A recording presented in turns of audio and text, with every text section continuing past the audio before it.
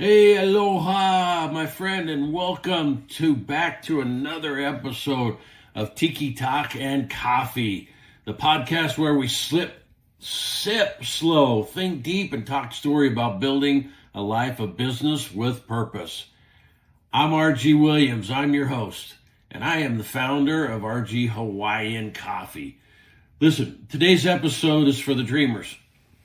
Okay, the builders and anyone who's ever wondered what it's really like and what it really takes to build a coffee empire from the ground up. Now, that could be any business as well from the ground up, and I'm going to tell you what, in this case, and a spoiler alert here, it's not just beans, it's branding. It's vision, grit, aloha, and a whole lot of lessons along the way. So I'm going to tell you what, grab your favorite brew, let's dive in. Okay, I can't seriously. I can't explain how excited this whole adventure has been for me, and I apologize. I'm going to, for those who are audio listening to me on this one, I apologize for the delays on some of the things because I'm enjoying a good cup of coffee tonight or today as I record. So bear with me on that. I do appreciate it with it, but what you got to understand, right? Is every empire starts as a seed. It starts as a dream, right? Everything. When you think about, truly, when you think about the building, house, a big building or anything like that, it was all in the mind of an architect first, right? It was just. They had the vision, they had to play with it, all that kind of stuff. It started with the seed and then it builds out, right? And you learn from it, right? I always call it launch, learn, and repeat, right? And so the coffee for me, right? It all started with a simple love of coffee, but not just drinking it. I love what it represents. Right? For me, coffee is connection. Coffee is community. It's a culture, right? But the truth is, right. Let me go this way, right? It almost started one. I want to say that I didn't start out wanting to build an empire, build at one bag at a time. Right, one relationship at a time, but I don't know that that's true, because in my mind I had already built this coffee empire, right? And those of you who know me know I live on when I'm setting my goals. It's always how did I build it, not how I am building it, right? So when I set down, it's how did I build my real estate empire? How did I build my coffee empire? And then I back it down. And it really does come down to it's building one bag at a time, one relationship at a time. And in the very beginning, there was three things. Why? The passion. Why this? Why coffee? Why me? That kind of stuff. And then it came into the product, right? I had to have something more than just a coffee. My mom used to drink, and my grandfather used to drink a real entry level brand, right? And that like Folgers, and nothing wrong with it. It was just that real entry coffee, right? There wasn't the gourmets, there wasn't any of that kind of stuff that came along until many years later. But so I had the passion. Why did I want coffee? And I've had my cousins and aunts and stuff like this, like, why coffee? And I got to tell you that. It all started way back when I was in Cedar Rapids, Iowa, and just happened to see this huge mansion on, like 10, 15 acres of land. And I made it with the gentleman I was with, and I made a comment, and I said, man, I wonder what they did for their money. And the gentleman said, oh, they made their money in coffee. And that was many years ago, right? And if you listen to the very first episode of Tikiak and Coffee, you'll get the whole story. But so that was part of it. Why So my question is, okay, why now is the way it should look at, right? Because we've just been into this game a little over a year. So why now? Why coffee? Why me? That was the passion. That's how I played it. And then I had to have product. Is the product good enough to stand on its own? Was always my question. Could the product stand by itself? Could the product be, right? I didn't want to have something where, like some of the big brands that we all know that are out of the Pacific Northwest, right? That their beans are a little heavier roasted, so they're almost burnt, and everybody gets them with mixed, right? It gets mixed. One of the things I've always done for the longest time until I started my own was I would get like a white chocolate mocha, and because I like the sweet and stuff of it, but then I'd get a couple extra shots in it, so I had the impact of coffee, so I could really flavor or taste the flavor. What I wanted was, could we find a product, a blend, a formula that would be good enough to stand on its own, that you could drink it black, that you could, and without having any cream, and if it was good enough to drink black, then it would be phenomenal with the way you like to do it, right? And that truly is our blends. Our blends are unbelievable. Our island blends are unbelievable. Then the last thing on this, out of the three things, right, is down to the real part of business. Who are we serving and how are we going to reach them? So when you get those three to align, then you've got a good, solid foundation, right? And so then it was building the brand. And in the beginning, it was just, I'm going to build a brand. I'm going to build a coffee, right? And I'm just going to build that coffee out. Well, then I started really understanding Hawaii. And I started understanding the spirit of Hawaii. And so it started building the brand with Aloha, right?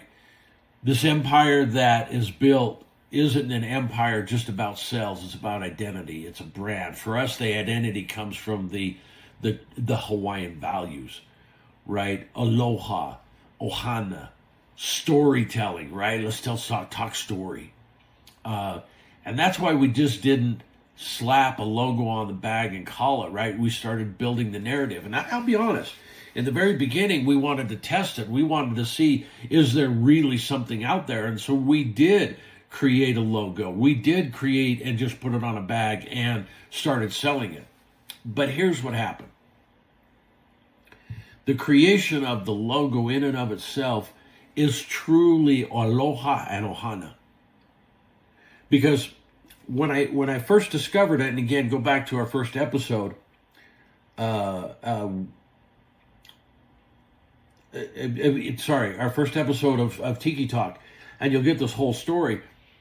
But I was on the island of Oahu, and I got talking with my wife, and we came up with the name Really Good Coffee, and realizing that there was other brands already taking that. So then it was Really Good Hawaiian Coffee, and then we put it down to RG, Really Good. The logo design was designed by my 17-year-old, my youngest, who's an artist. So just that right there, my wife and my daughter, right? That right there created the beginning, the foundation of this brand, Aloha Ohana. And then we've been developing out from that day, right? Put the logo, a better logo, putting it together that it looks right, build a narrative, because we believe that every blend tells a story. You guys have got to look at it with what you're doing. Every sale tells a story. Every customer, right? Every bag carries our values. Every image, right? Every image that we're creating, like Kahi, right? Kahi the keeper is a symbol of our heart and heritage. And the trading cards that are coming in with, the family of Kahi, and the spirit of fire, the spirit of flow, the spirit of steam, all of those things that are coming together, which you guys will start seeing more and more of as we build this out, right? It's a symbol of the heart and heritage. And that's the lesson. is your brand must make people feel something. Whatever it is you're doing, right? Whatever it is you're doing. And even if your brand is you, right? Your own empire, ask yourself this question. Ask yourself this question of, what do people experience when they encounter your brand? Right? What do they encounter what do they feel? Or what do they experience when they encounter your brand? Okay? Does it feel authentic, alive, human? Right? Or does it just feel like another product on the shelf? Right? Because that was the thing that I did, is I would go and I'd look at all the shelves, and I would see coffee, and I'd look at it and go, okay, well, what's one product after another? And I would just look, and some of the bags I pulled down, and you get the different ones like Badass Coffee and the Duncans and all the other brands that are out there. And I'm like, okay, well, it doesn't make me feel anything authentic, alive, or any of that kind of stuff, or is it just another product? And what I was realizing is I was just buying other products, and so I was always all over the place. I never had just one product that I always go back to and like, oh my God, that's the one I had to have. That's the one I have to have, right? And that's where I started realizing that the branding with heart is what sets everything apart. That truly sets everything apart. And it's not just another thing on the shelf. So the challenge that comes in all of this, as I set out on it, right, is I have a tendency to dive in and then figure it out. Like I always make the comment where, my wife is very methodical and very,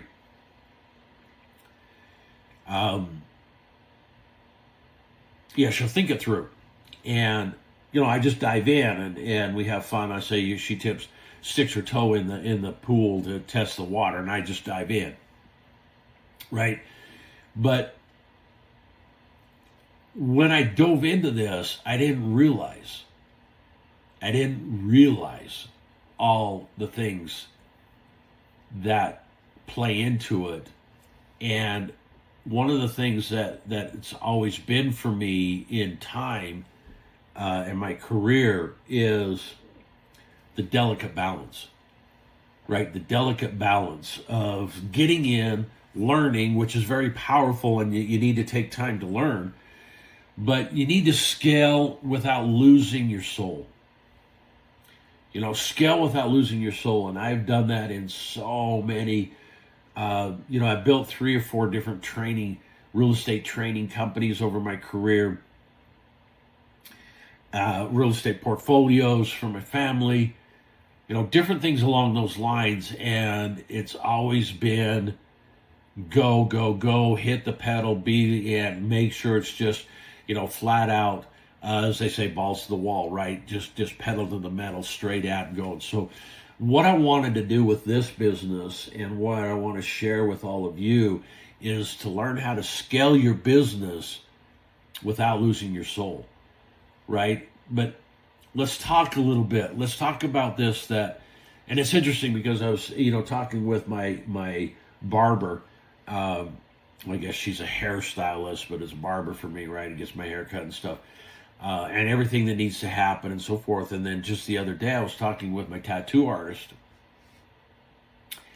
And she's like, okay, so how is everything going? How's the coffee happening?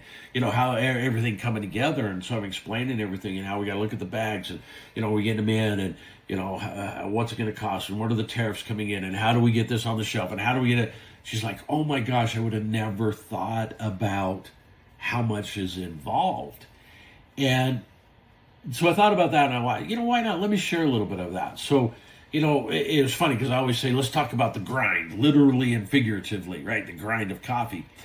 But here's the thing, is once you have your foundation set, right, the next step or stage is scaling. Which means for me, right, I put it all together with the branding and stuff. Now where we're running into is building out the wholesale partnerships, right? Cafes, restaurants, retailers. We've got a great connection coming up shortly with Lake Break at North Shore, an amazing restaurant that'll be open here in Salt Lake City soon.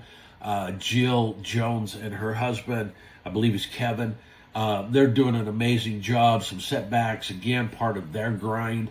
But we're, cafes and restaurants, and we're looking at another one, Butta's with down in southern Utah. Just a lot of different things. And then there's also then our direct consumer, right? Which is our e-commerce, our subscription boxes, all the social media, all of those posts. And then I was in conversation this morning with my assistant, and we're talking about merchandising, mugs and journals and apparel and lifestyle extensions, and how all of that needs to come together. And here is what it was very interesting, because the conversation that happened, she said to me, she goes, her name is Sumbal, she's from Pakistan. She goes, RG, remember not to lose yourself. And my wife is an absolute angel from above. And she's always allowed me to just be and do and accomplish, right, my passions and goals, and believes in me 100%. And most of you who listen to me know what I believe in. When you say 110%, I don't think that's even possible. So give me 100%, and I know she is 100% completely behind me. But here's the trap. Here's the trap in all of business and all of scaling. Got some great friends in mid Oklahoma, Ardmore area, Kim and Dustin. And I know that they relate to this too, because she has built this massive real estate brokerage. And so here's the trap of all of that, or that can happen with that, right? Scaling can dilute your soul, right? It can dilute your soul. It waters down things. So the challenge is to grow the business without losing your essence, to build systems that free you to focus on vision while ensuring that everything still carries the same spirit, right? So that's where I go. I got to build a system that frees me up so I can focus on the vision while ensuring that every bag still continues to carry the same spirit. Now, there's a great book out there. It's called E-Myth, The E-Myth, right? Charles Gerber is the author. And you ought to get that one. You ought to go through it. It talks about building systems and let the system run the business. And that's where I want, right? Because this is where, as the challenge with entrepreneurs, the challenge with us as entrepreneurs and anybody building out a business is you got to do it all, right? You just have to be that person that's in there, right? So you got to get things going. You got to make sure it's in place. You got to talk to people. You got to lead them, all that kind of stuff. But you also got to then focus on the vision to build it out more, right? And then you got to make sure that it's carrying the same spirit, right? But that's where the leadership comes in. Training your team, building a culture, circling back to the why, right? Everybody talks about the why, but circling back to the foundation, circling back to the spirit for us, the spirit of Aloha, right? The spirit of Ohana, how we're pulling all of that together, right? That's where it all comes back. So as this continues to build out, one of the things that I want to share with you is, because I've made some mistakes along the way, right? And so some of the lessons of this journey, and again, in other episodes and in classes, I always share this, right? Launch, learn, and pivot. Launch, learn, and pivot, right? So we started out and we had a really cool idea that we would do a real pretty bag. And so our roasters and distributors had a very beautiful purple, high gloss purple, metallic, if you will, bag. And that's where we put all our coffee in. And then they had a gold bag, which was really cool, similar in the foil look, gold, that we had all of our pancake mix put in. So we launched, right? We took the logo my daughter had created, the RG Hawaiian. I sent it out to using a gentleman also in Pakistan. I worked through Fiverr on those, and I had him then put it into the JPEG and the AI and all the different formats needed, and we created a really good one. And we had a cool, almost a pink, if you will, background. Some of them were white, some were pink, and it just said RG Hawaiian Coffee on there. And then we had one that said RG Hawaiian Pancake Mix. And then we put that logo on, or that label on, and then we would have a small independent flavor label. So Island Blend, banana, macadamia nut, etc., etc. And it was great. It was beautiful. And so we launched with that. And we started going out to different, markets, and the little craft markets that are around it. My partner over in Hawaii is, and one of the it was doing the same. And one of the feedback we kept getting from people was, "Oh, it's really pretty." In fact, I even went out and took my Ford F-150 and completely 100% wrapped it, and it's bright purple with the pink logo on it and so forth. Right? It says RG Hawaiian Coffee. Really good coffee in my veins is one of the taglines we had, and so my truck is beautiful purple. And it's awesome. So people see that as my moving billboard. So that was the first, the biggest one, right? We started scrappy, if you will, right? We started scrappy, but we were thinking big on it. And we weren't waiting for it to be perfect. We just did, okay, launch, learn, and adjust.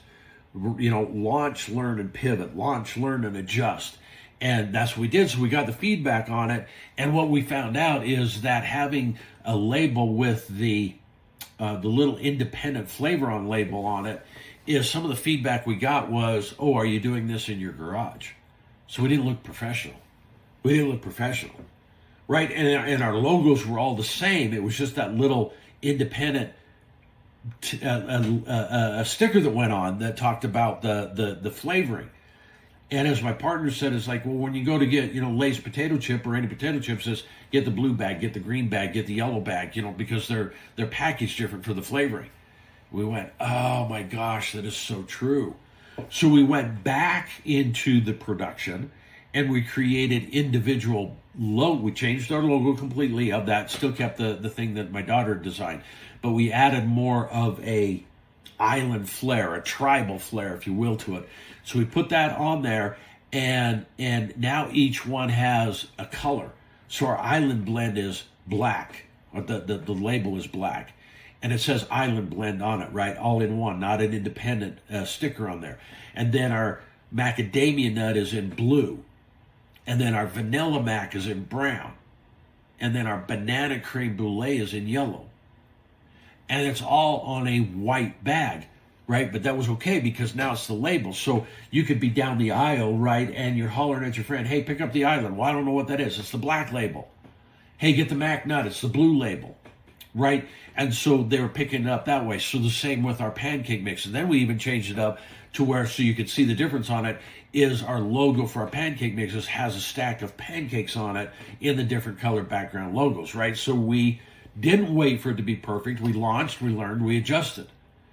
Then it became back into, okay, now how do we build this out? And we're discovering that as we're building this thing, it's relationships, right? That's the empire.